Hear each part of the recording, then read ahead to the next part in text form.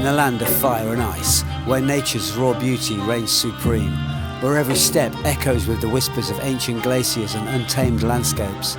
Get ready to hike into the heart of Iceland's wilderness. Welcome to the Laugavegur Trail. To start the Laugavegur Trail, we caught the bus from the town hall in Reykjavik. Soon, you are driving through a volcanic wasteland, and it is not long before you see the earth smoking and boiling around you. The landscape changes dramatically on the journey, and you soon realise that you are heading into another world. A place that is way different to anything you've seen before. The road cuts through dried up lava fields, now overgrown with moss over the years, and vast, inhospitable plains lie at the foot of multicoloured mountains. I knew that the bus would have to cross a river just before reaching our drop-off point, but it was still really exciting to cross this river, knowing that our first campsite was moments away.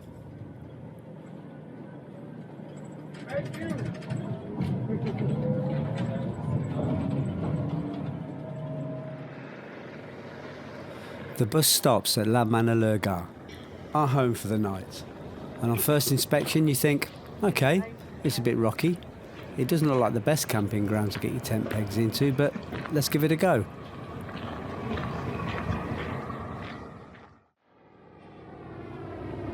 Now we've got to contact the wardens, find out where we can pitch.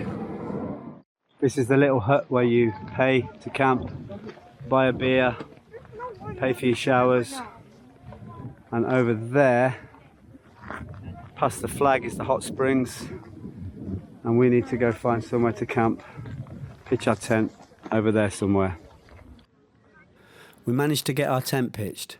It was not so easy, and we had to reposition several times, but with the help of some big rocks to hold down the pegs, we did it, and hoped the night would not be too windy.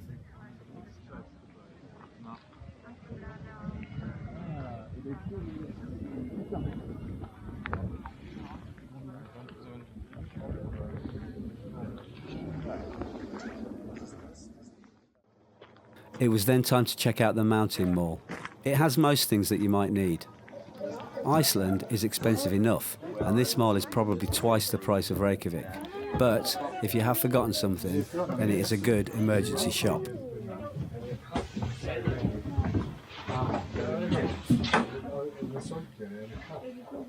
And you can buy gas here.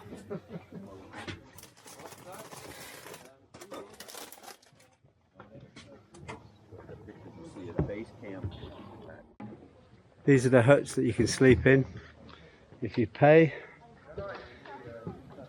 That there is the ranger's hut, that's private. And this white tent here is an area where you can cook. And in here are the toilets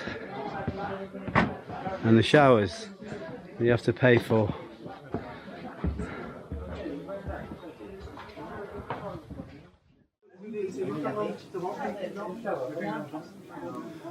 We made something to eat before going to the hot pools to have a relaxing soak in preparation for the start of our hike the following day.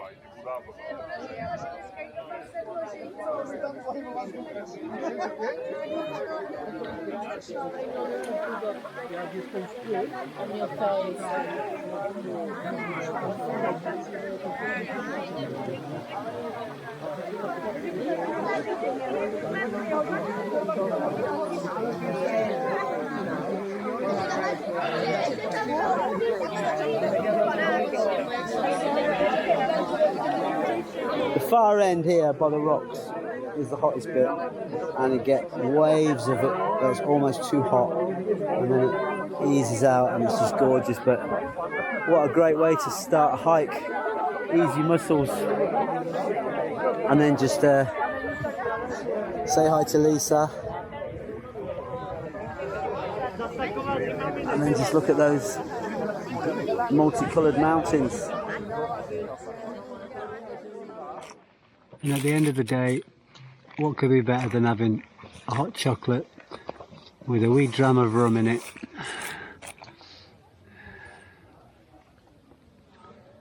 And looking at the sun setting on those mountains over there.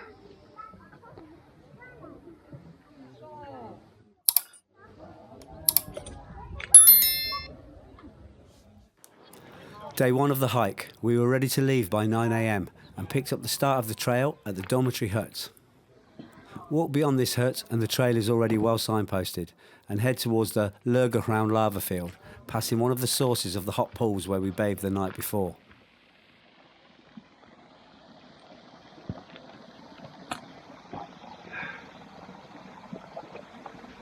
A short steep climb up and one last look back at last night's campsite at Landmannalaugar, and we were off on the trail, heading into the Hrafntinnusker caldera.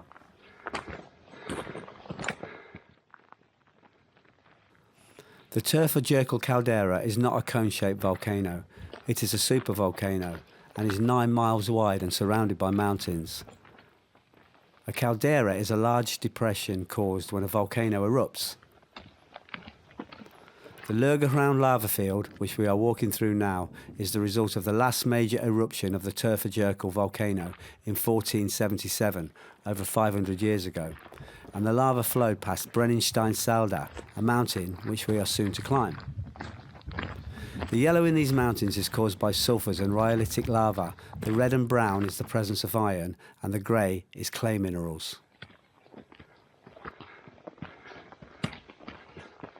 That's Brennisteinsalda ahead of us. As we approach Brennisteinsalda, large fumaroles produce steam with a strong smell of eggy sulphur, a stench that was difficult to get used to. But by the end of the trail, I was okay with it. You can see the grey slopes of Hvanngil to the left of Brennisteinsalda.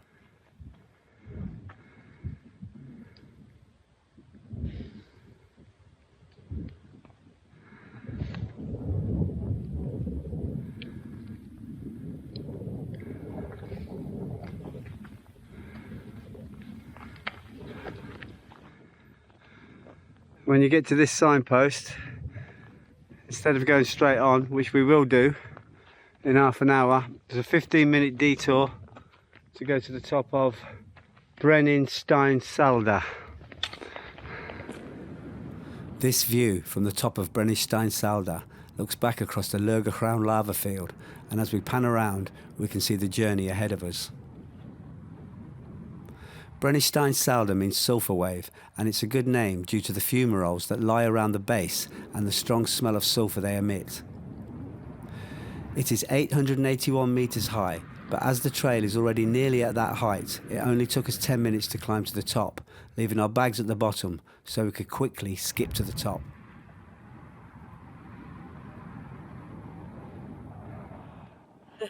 We took our selfie with the multicoloured mountains as the backdrop and headed back down to rejoin the trail.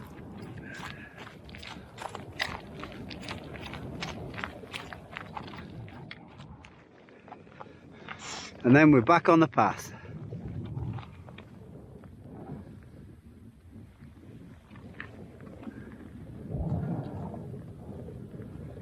This is a steep climb up. It feels like the sun's coming out.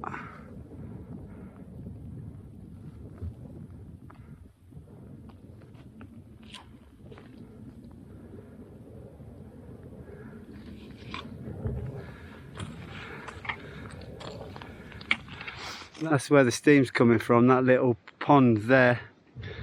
And don't go off the path, they say. It's dangerous. You wouldn't want to go down into that bubbling pot, no way. There's the banks of snow.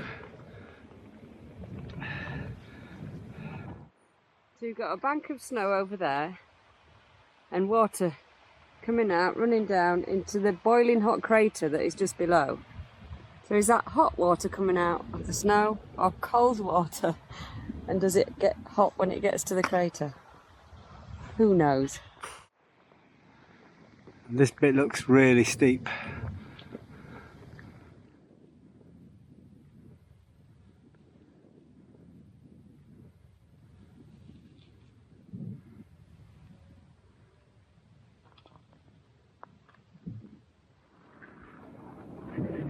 Hrafntinnusker. We've reached the cairn at the top. Some snow behind me, some snow over there. Now we've got to follow the yellow posts.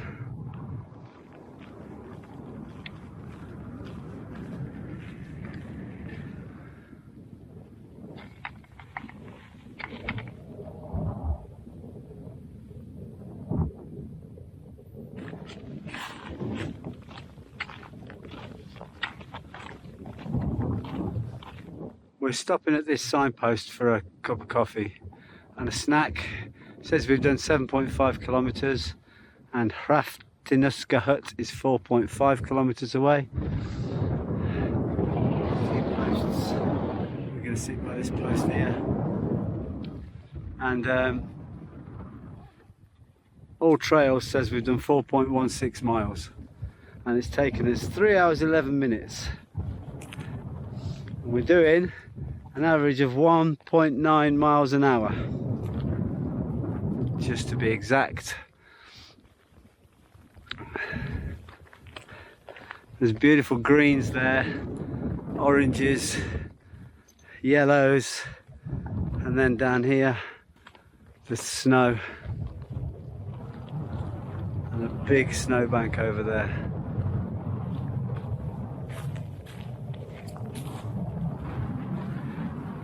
It's otherworldly. After a cuppa and a snack and time to admire the views, we headed back on our way.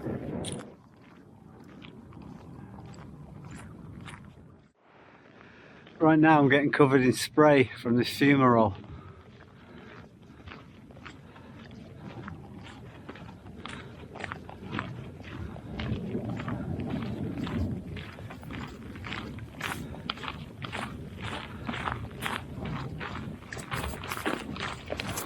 Who got you so hot and bothered?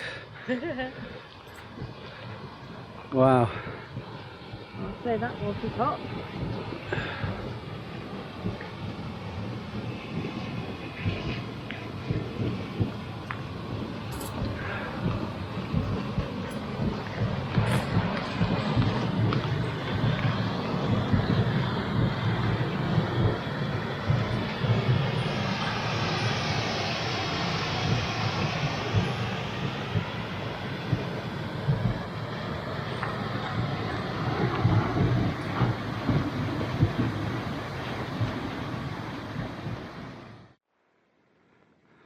This section here has got some ups and downs, so we're going down a little bit now and then it looks like there's quite a steep up.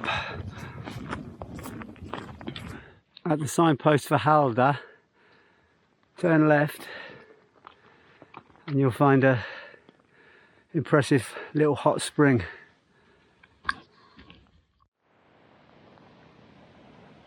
Fancy a dip? Mm-hmm. Probably. Going.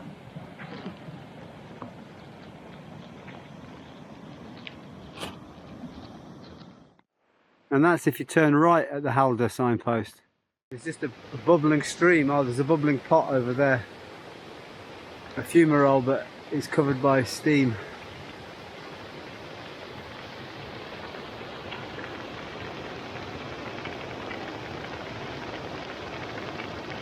You can feel the heat from here. I don't want to go any closer.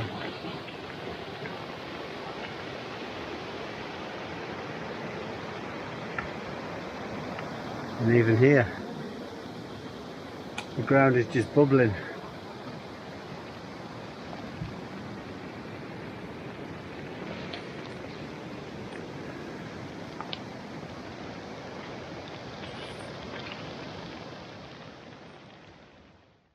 And after the signpost to Haldar is this steep climb, but it doesn't look like it goes on for too long. We got rain. We got light drizzle. Yeah. Yeah. It's okay. And we got snowfields. Yeah. Red hot fumaroles. Madness. On day one of the hike, Most of the best views are when you turn around and look behind you. And there are some people hiking in the opposite direction to us. I can see why they might want to do that. Right. Follow the cairns.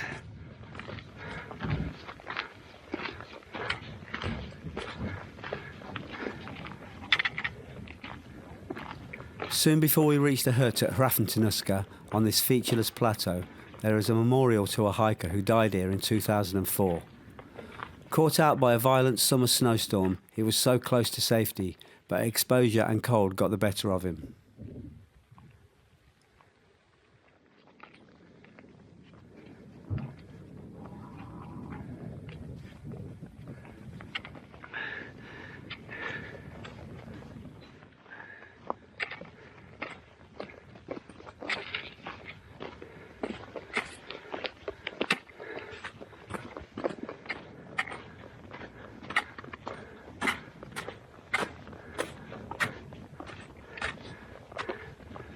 And then the snow just stops.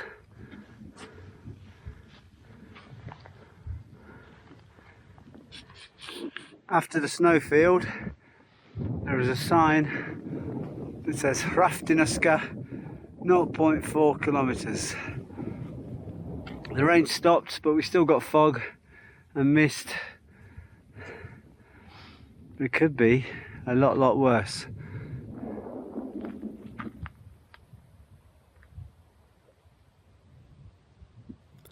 These are the huts at Hrafntinnusker, where you can pay for a bed to sleep in. And this is the fumarole behind the huts.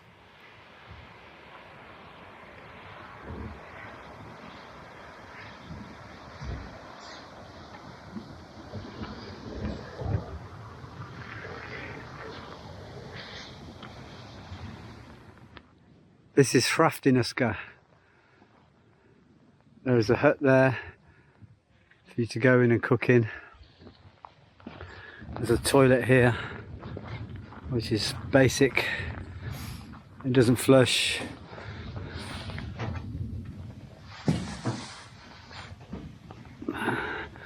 And the tent camping seems to be in these kind of stone circles. We've got our pitch there. We just grabbed a moment when it's not raining, but it actually looks quite clear now. So that's us. The stones all around to protect from the wind. There's another guy pitching over there. There's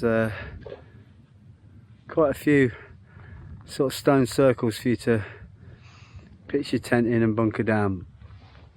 So, time for us to go into the white hut and cook some food. There's a fumarole over there.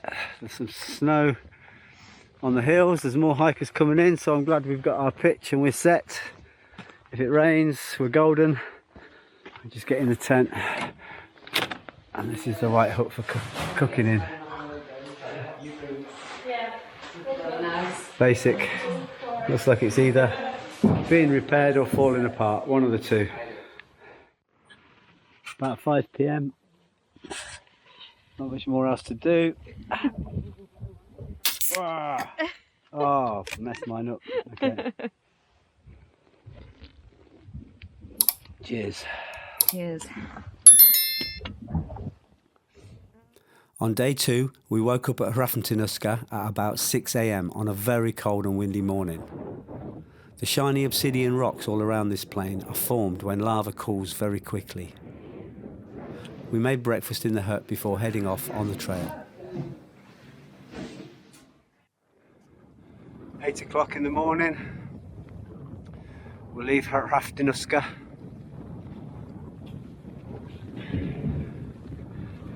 And we start the hike to the next hut.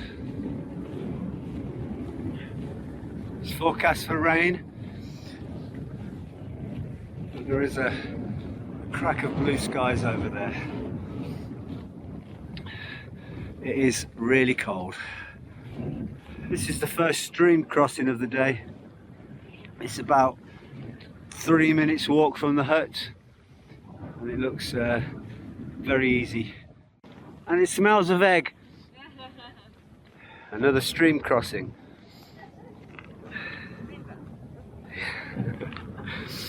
Not a river, it's a stream. You're going to see a river crossing later on. I know.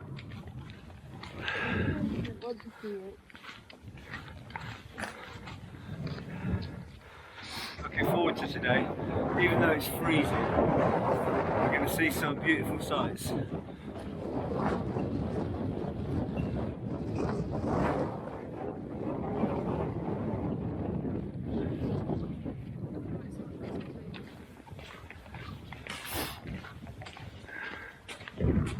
Which way do you think? We've got to get up here somewhere, I would say. Okay. Huge hole there, so we're going really carefully. There's a monument here to Svavar S. Thomasson. Age 54. Died in April 2014. There are a few ice gullies in this section that you have to drop down into and climb back up again. The meltwater underneath creates little ice caves, but they can collapse, so you have to be careful. You can see how thin the ice is.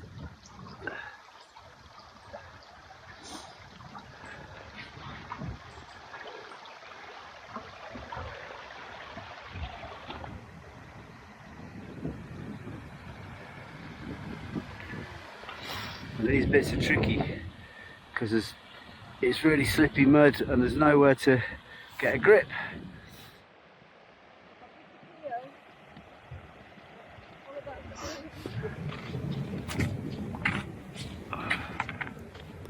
The way out of these gullies is usually quite steep. Walking across this wide plain, there is the option to walk up Hvanngil on the left, but for us, the weather was not good enough. That's a cutting wind crossing this plain. There is some grass, but on the whole it's inhospitable. It's great. Bracing, you could say.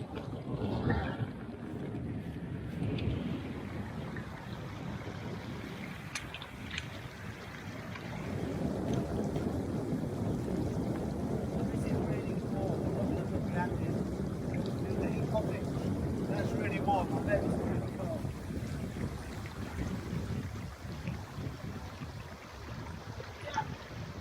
That's icy, that's boiling. Right there, it's just about a nice warm bath.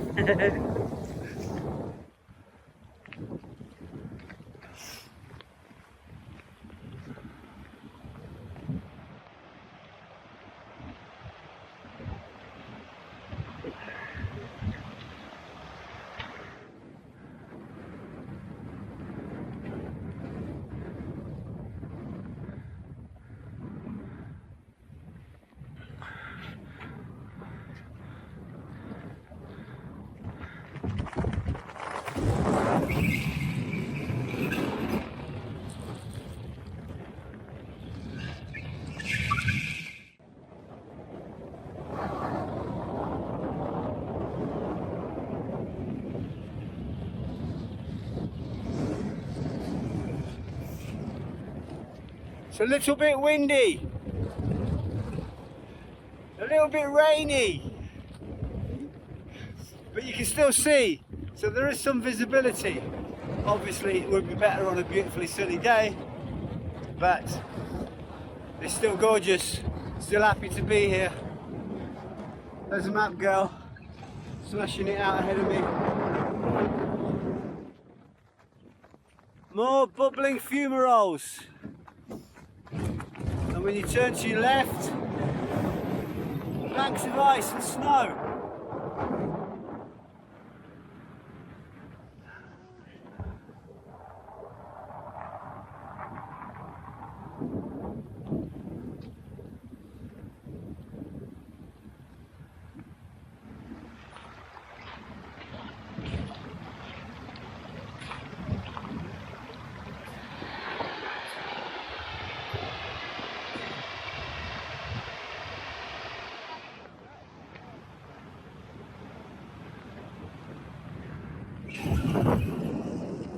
Here you can see that as we walk across the caldera, that we are walking on a very thin part of the Earth's crust that floats on top of a huge magma chamber.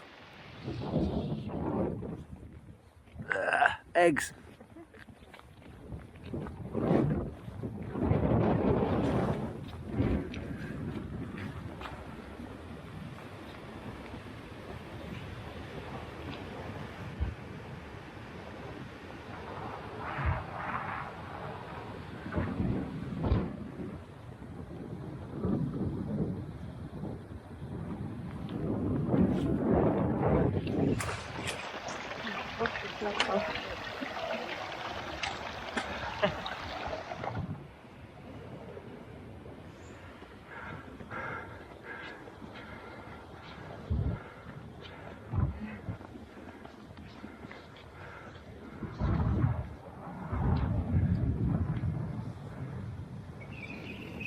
The lake in the distance.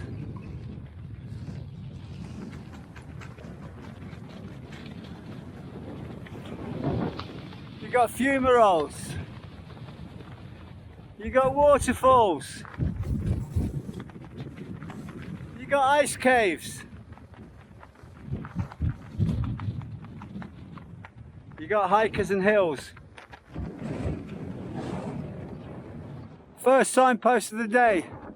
Says we've done 6.7 kilometres and there's only 5.3 kilometres to Hvalvatn, and we've been going for 2.5 hours. It's 10:30. So we're going to look for somewhere to have a break if the wind allows it. This is the far edge of the Turfajökull caldera. We have just crossed the lip of the caldera and are now heading down towards Hvalvatn. The start of the caldera was way back in Landmannalaugar at the start of day one. And looking south in the distance, you can just about make out the peak of Stóra Sula to the left of Hvalvatn Lake.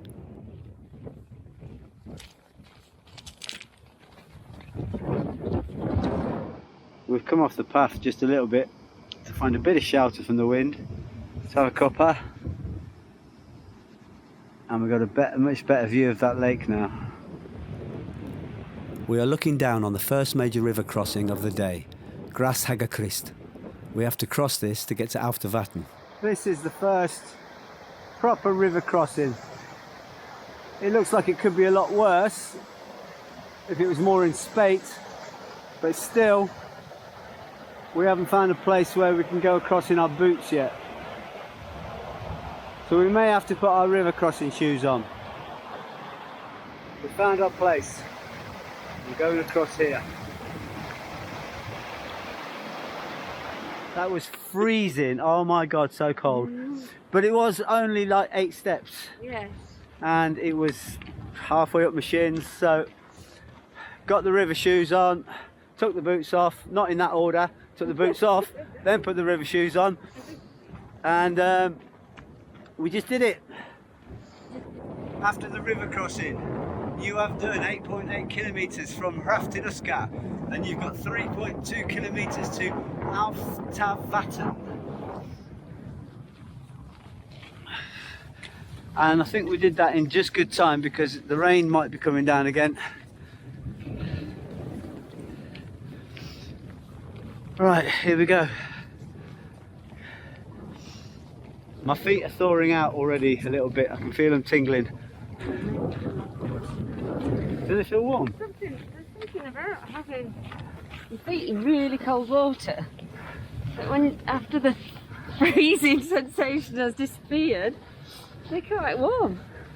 Nasty. On the way into Hvalvatn, we see the first flowers on the trail so far. And as we come down in altitude, the land becomes more green.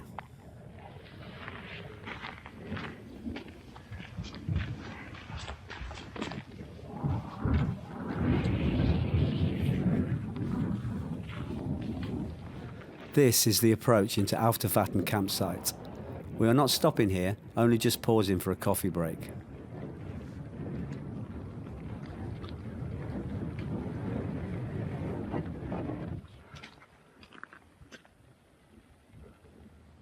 This is the camping area just in front of Hvalvatn Lake. This place is notoriously windy and can make camping here a complete nightmare. but if the weather's good, it would be amazing. We left Hrafntinnusker at 8 o'clock this morning, and we've got to Vatna at 1:20. So it's taken us 5 hours and 20 minutes, but we stopped for about half an hour to have a coffee on the way. The distance has been 7.5 miles, and we've done an average speed of 2 miles an hour. So we're stopping here now for our lunch before we go on to the next camp spot to stay, because it's early and everyone says it's really windy here, and the next place is more sheltered. Yeah.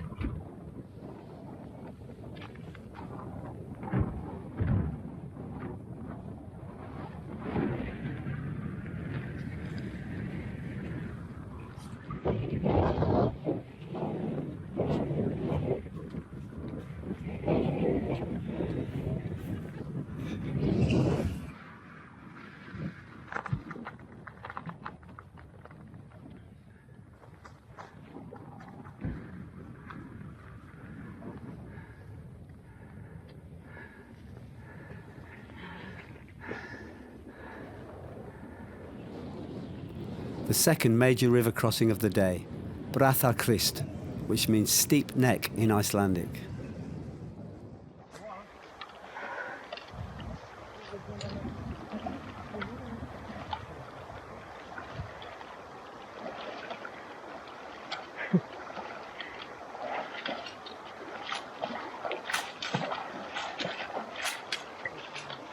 Not as cold as the last one.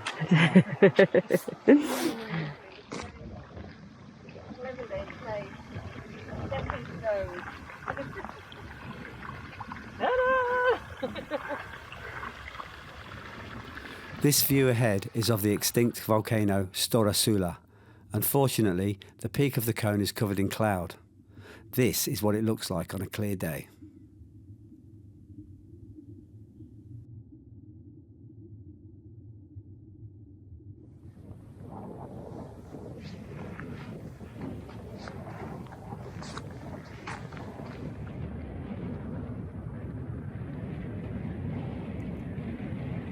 These are the huts at Hvanngil, and this will be our home for the night.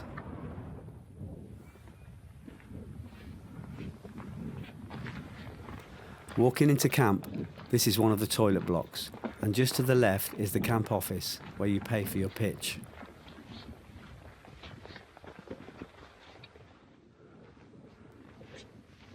After paying, we pitched our tent. It was easy to get the pegs in here, but we reinforced them with extra big rocks. We camped next to the sleeping hut because it was close to another set of toilets.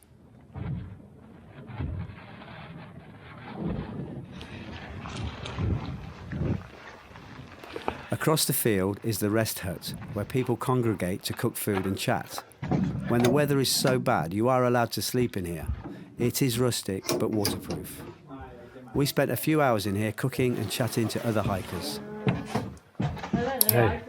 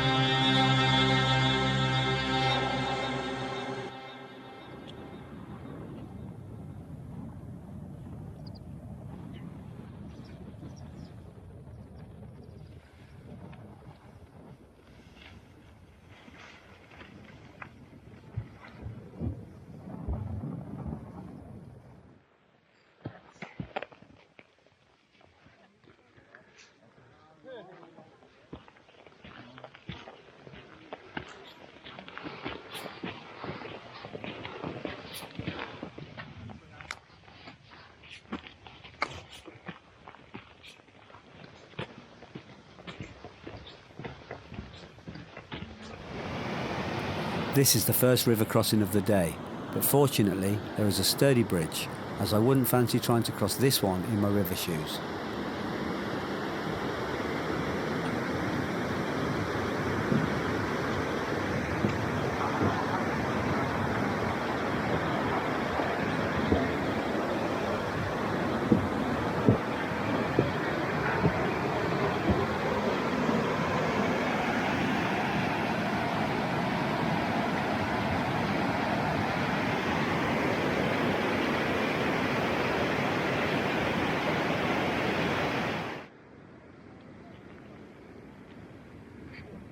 Emstrur, Botna, 10.2 kilometres.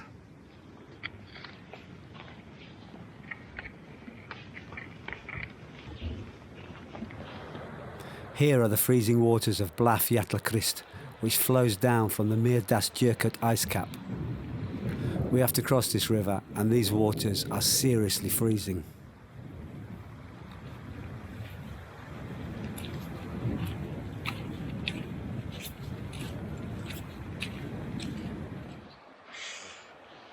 At least you can't get me face in now.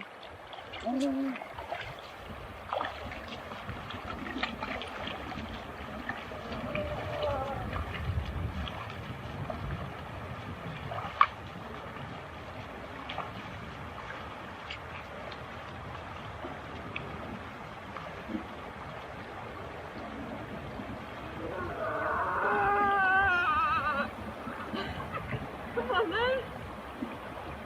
I'm not doing it. Right, it's my turn.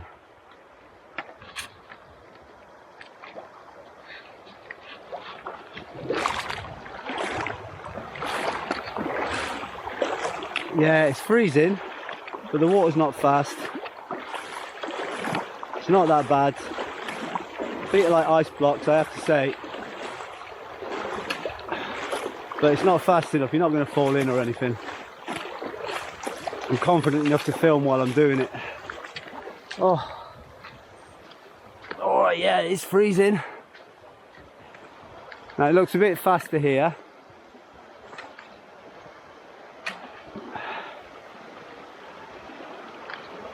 And it looks a little tad deeper.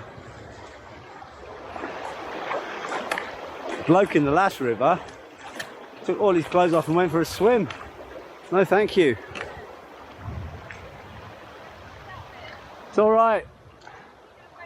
Yeah.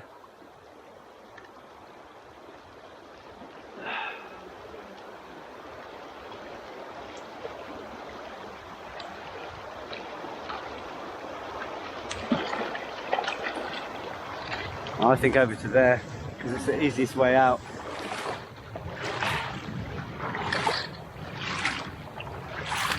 Oh, that is freezing. I've had enough of that now.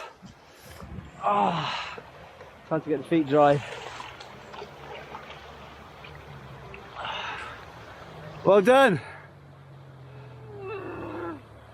Someone was quite worried about that, weren't they? Yes, for good reason. Oh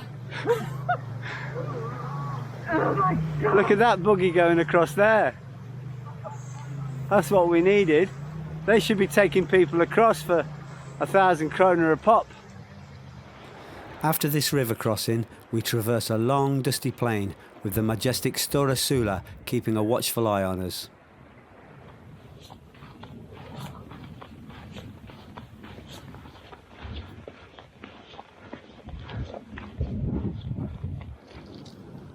There's a road bridge there crossing that river, and we're sheltering from the wind behind this big rock, having a coffee break.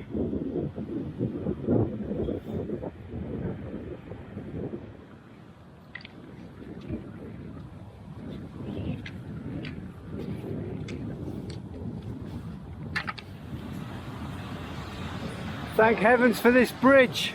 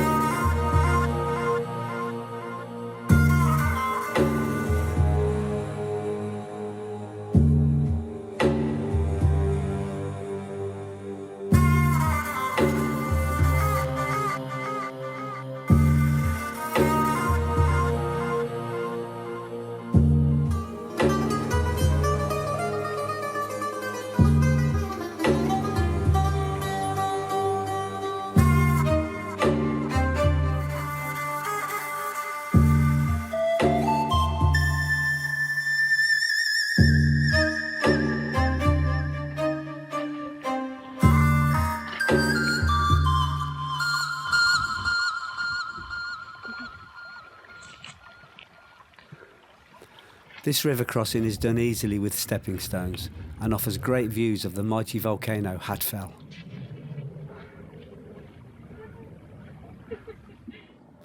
In front of Hvatfell, it was strange to see more than one buggy speeding past, throwing up dust and ash in this great wilderness.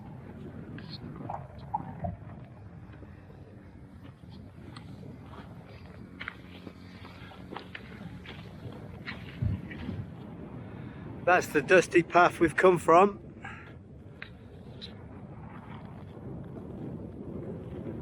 And we're just surrounded by volcanic ash.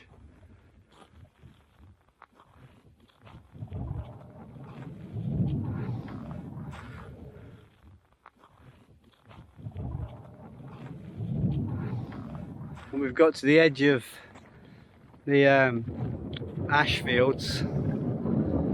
Suddenly things get a bit more green.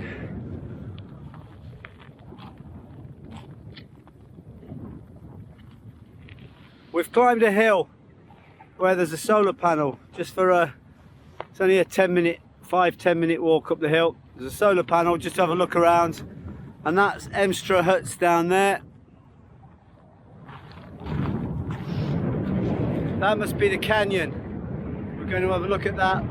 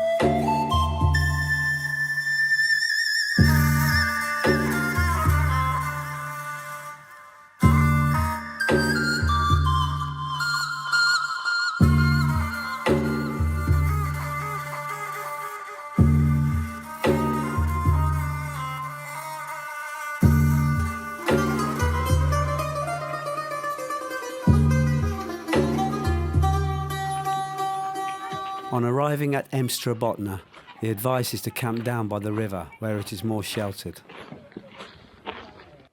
There's the huts at Emstrur Botna. We didn't go down to the river. We got a weather report, found out there's going to be hopefully no wind, so we've pitched in the highest spot possible, summit camping.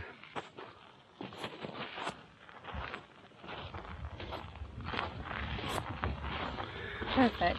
And all that's left to do right now is find a rock.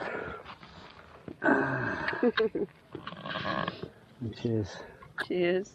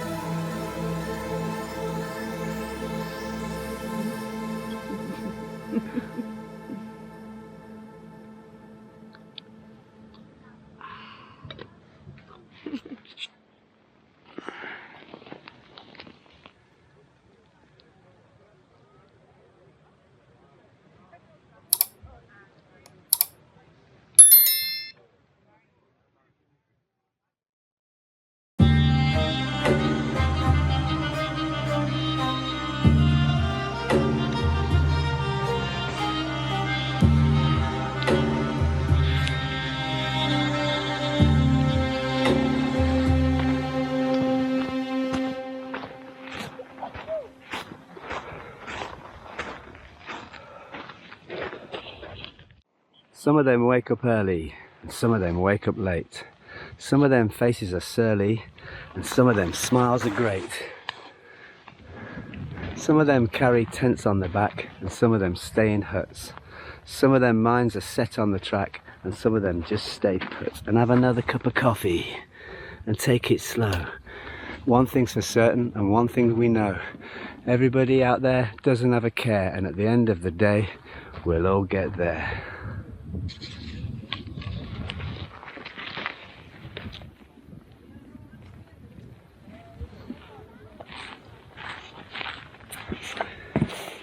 Good morning.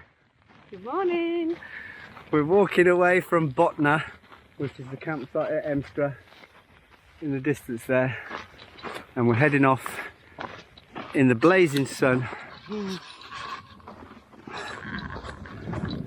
to Thorsmork and those snowy hills in the distance over there.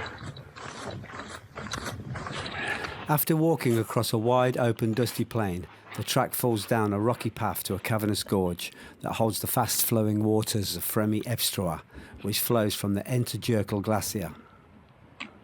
These are our first sights of the gorge, and as we turn the corner, we can just see the bridge that we have to cross.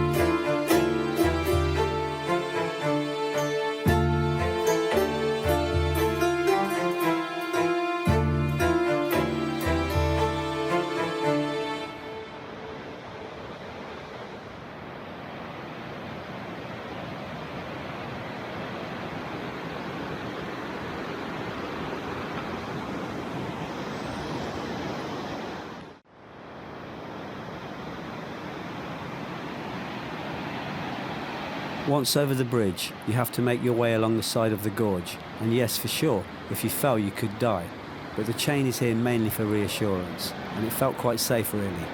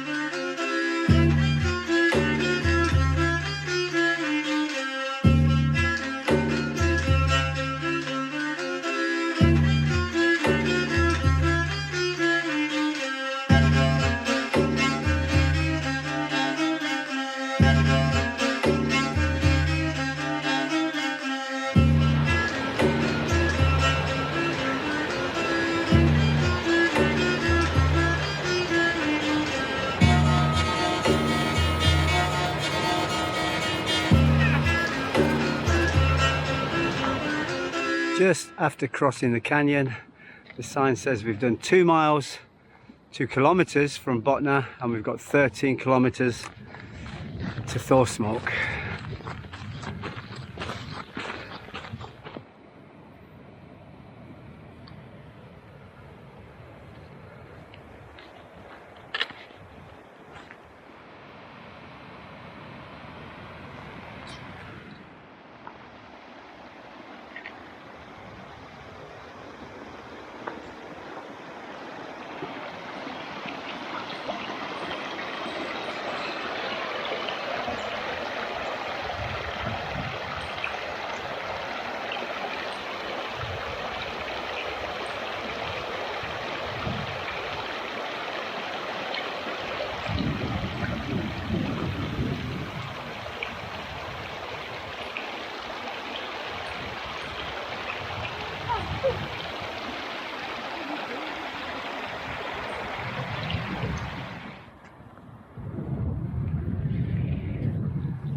We're definitely in a crater. Canyon running alongside the right of us. And the path's going to take us up and over that ridge over there. This is the big crater we've very nearly climbed out the top of.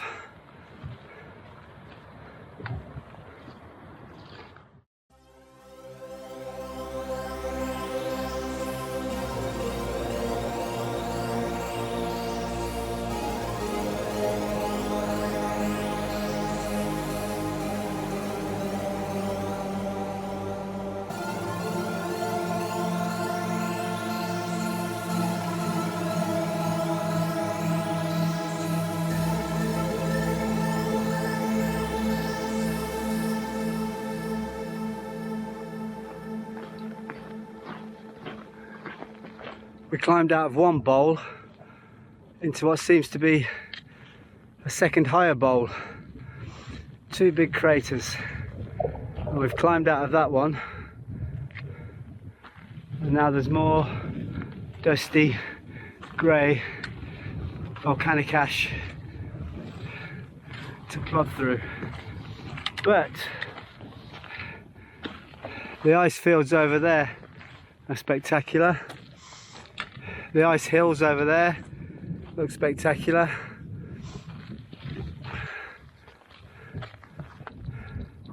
Everything around you is spectacular, even though the path itself is fairly grey.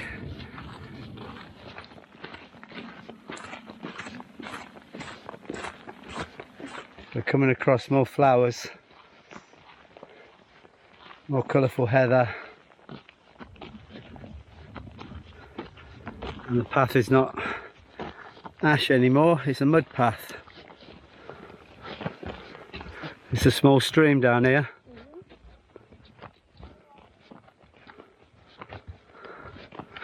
I'll put some water on my head.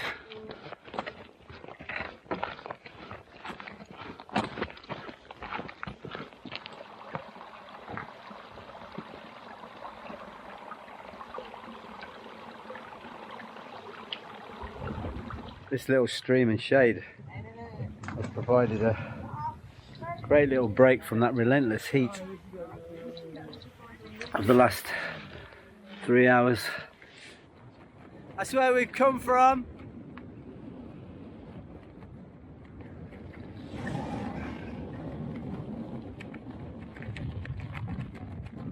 And that's where we're off. We start to see small shrubs and bushes as we descend further to another easy river crossing.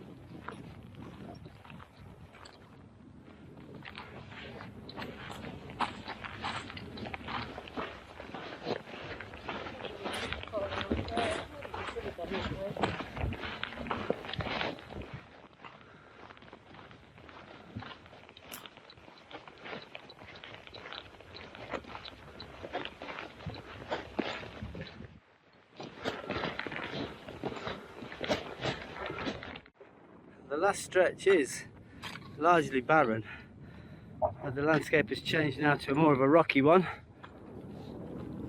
But soon we start to see some more substantial birch trees, as we are at a much lower altitude than the previous days.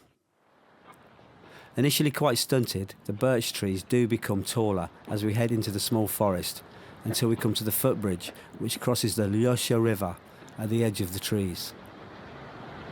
This is where we decided to take a break before the final stretch into Thorsmork.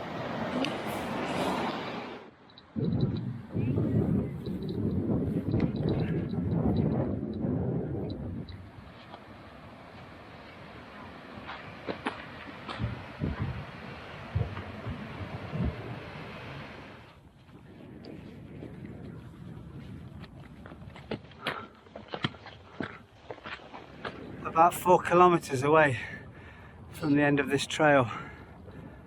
Looking back on it,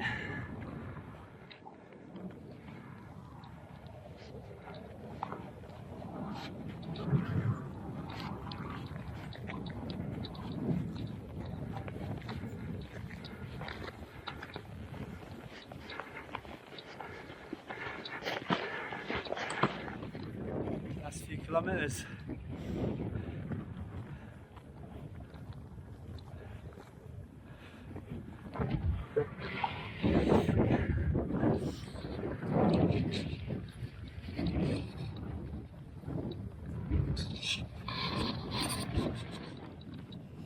We look down on the river Prunga.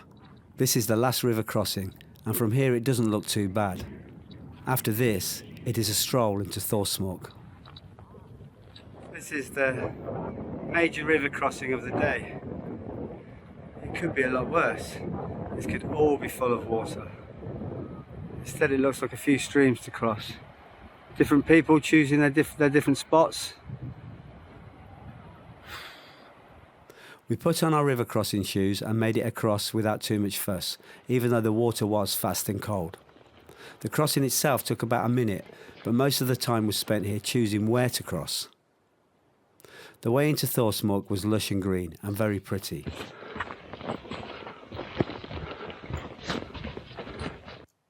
We stopped to admire some flowers. You don't see any of them on the Laugavegur trail. I wasn't sure how much time had passed, but suddenly there were the huts at Thorsmork, the end of the trail. This had been a wonderful hike, and I was sad to see it come to an end. But I was already looking forward to tomorrow's hike, the Hvanngil. End of the Laugavegur trail. Yay! 55 kilometres. Walk in the park. High five. There you go.